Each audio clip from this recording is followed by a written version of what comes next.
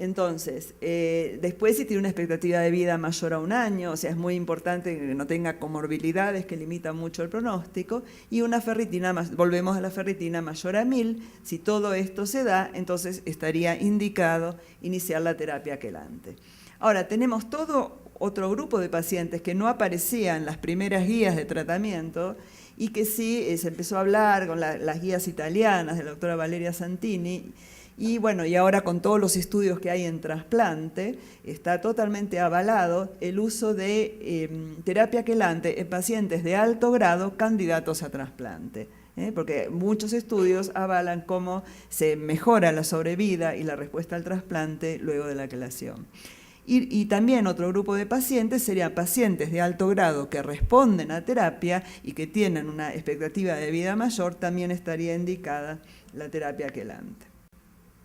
Bueno, esta diapositiva ya la habrán visto varias veces, es extraída del instructivo de Feracirox, pero quería hacer hincapié en algunas cosas. Cuando hablamos, a mí ya me comentaron que acá a veces empiezan con 10 miligramos kilo, incluso en los pacientes con talasemia, en el prospecto decía empezar con 20 miligramos kilo, y eso realmente es una pérdida de tiempo. En un paciente muy sobrecargado, talasémico, por ejemplo, joven, porque 20 miligramos kilo es la dosis neutra, es la dosis que yo le voy a sacar el hierro que le voy a dar con las transfusiones. Más que eso no va a ser. O sea, yo no le voy a sacar el hierro extra que tiene el paciente. Entonces, imagínense 10. Pero en pacientes, volvemos a decir, que pacientes que tienen muchas comorbilidades, que tienen mucha intolerancia, que toman otras medicaciones, está muy bien empezar con 10, quizás un poco antes de que el paciente esté sobrecargado, para que vaya amigándose con la medicación, luego subir rápidamente a 20, y si el paciente lo tolera y está muy sobrecargado y se transfunde mucho, se puede llegar a 30 miligramos kilo. ¿Y cuánto tiempo?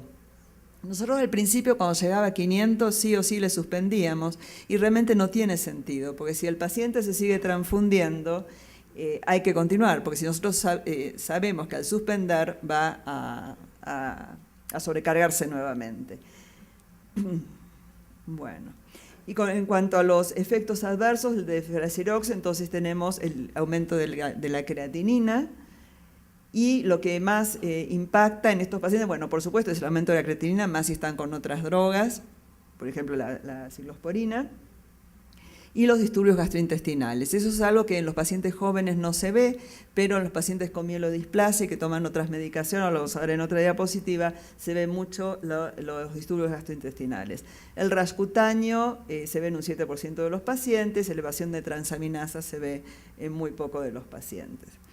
Estos son datos especialmente en pacientes de efectos adversos del Feracirox, en mielodisplasia del estudio EPIC. El estudio EPIC, ya lo habrán escuchado nombrar también, es un estudio muy grande en el cual se incluían pacientes con talasemia, pacientes con drepanocítica, mielodisplasia.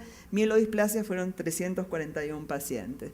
Y vemos que hay, por ejemplo, un 32% de los pacientes presentó diarrea, que probablemente es algo que sus pacientes van a venir a contarles una vez que se le indique el de Feracirox. Náuseas, vómitos, dolor abdominal, constipación.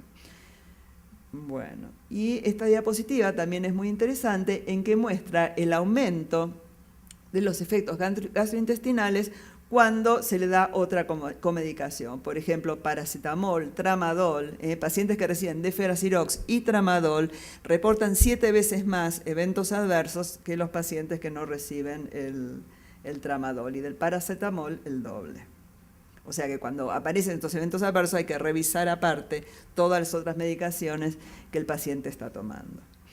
Bueno, este estudio de Sanz es uno de los primeros estudios que demuestra la importancia de la ferritina con respecto a la sobrevida global y a la transformación en leucemia. Y como ya venimos relatando desde antes, siempre con la ferritina mayor a 1000 vemos una menor sobrevida y una mayor transformación leucémica que con la ferritina menor a 1000. Esta diapositiva también es interesante, son los índices de comorbilidades, y vemos que a medida que aumenta el índice de comorbilidades, estos pacientes, color oscuro, significa una ferritina mayor a 1000. Entonces, como que hay una correlación entre los índices de mayor número de comorbilidades y los valores de ferritina de los pacientes. Nosotros sabemos que los pacientes, especialmente los de bajo grado, su sobrevida va a estar afectada fundamentalmente por la anemia, más que por el sangrado y las infecciones, y entonces una anemia severa va a influir directamente en la sobrevida global, o sea, la cardiopatía de estos pacientes puede ser directamente por la anemia. Ahora, si nosotros empezamos a transfundir los pacientes, los beneficios de la transfusión pueden verse alterados por lo perjudicial de la transfusión, que es la sobrecarga de hierro. Entonces tenemos que tratar de cortar este círculo vicioso con la terapia quelante. Con respecto a bueno, esta parte no se ve demasiado lo de arriba, pero bueno, la primer parte de la charla, que es el efecto beneficioso hematopoyético, estos son 4 artículos muy interesantes de Lis, Gatterman, Nolte y Angelucci, en que demuestran una respuesta hematológica, ya sea eritroide, plaquetaria o granulocítica, en los pacientes tratados con Deferasirox. Especialmente aquí en el estudio de Gatterman podemos ver 21% de los pacientes que tienen una respuesta eritroide, 13% respuesta con respecto a las plaquetas y un 22% neutrofílica. La primera respuesta que aparece es la eritroide, luego aparecen las plaquetas y la neutrofílica.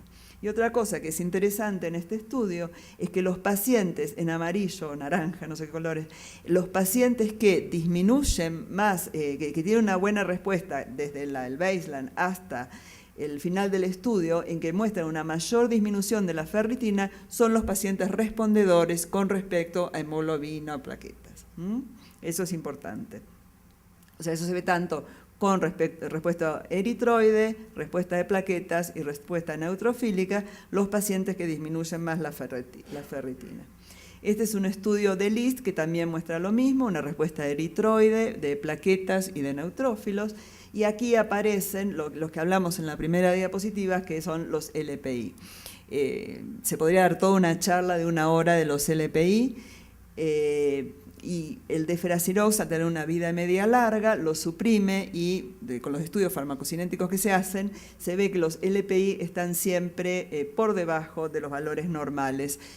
Por ejemplo, con el Deferal, que tiene una vida media de 30 minutos, enseguida suben. Y con la Deferiprona se pueden ver los picos, ustedes saben que se da 3 veces por día, y ya hacia el final de la primera vez se puede ver cómo los LPI aumentan, y esos son los que son tóxicos.